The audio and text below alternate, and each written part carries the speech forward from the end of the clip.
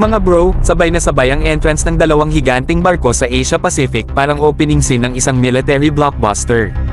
Habang ang nuclear-powered USS George Washington ay dumaong sa Pilipinas, ang Shandong ng China naman ay biglang lumutang sa Hong Kong. Coincidence? Hindi na natin kailangan ng spy satellite para malaman na may mensahe itong dala, mga bro. Hindi ito ordinaryong port visit. Ang pagdating ng isang Nimitz-class aircraft carrier, isa sa pinakamalakas at pinakamasalimuot na barko ng US Navy, ay matinding show of force at suporta sa Pilipinas. Parang sinasabi ng Amerika, "Don't worry bro, we got your six." Lalo na ngayon na mainit na usapan ang pagprotekta sa West Philippine Sea. At ang timing, grabe, a day after dumaong ang Shandong sa Hong Kong.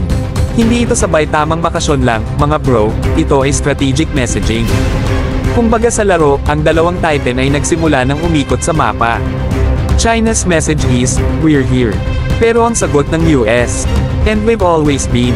More than 60% of global trade dumadaan sa South China Sea, at gusto ng Beijing i-monopolize ang daan, kahit sablay ang claim nila ayon sa International Tribunal ruling. Pero ang Pilipinas, dahil sa mga partnerships tulad ng sa US, ay lumalaban na ngayon ng mas matibay at mas may kumpiyansa. Hindi natin sinasabing gusto natin ng gulo, mga bro. Pero kung may isang lesson tayong natutunan sa kasaysayan, kapag mahina ang boses mo sa dagat, mawawala ka sa mapa. Kaya welcome na welcome ang ganitong presensya ng allies natin.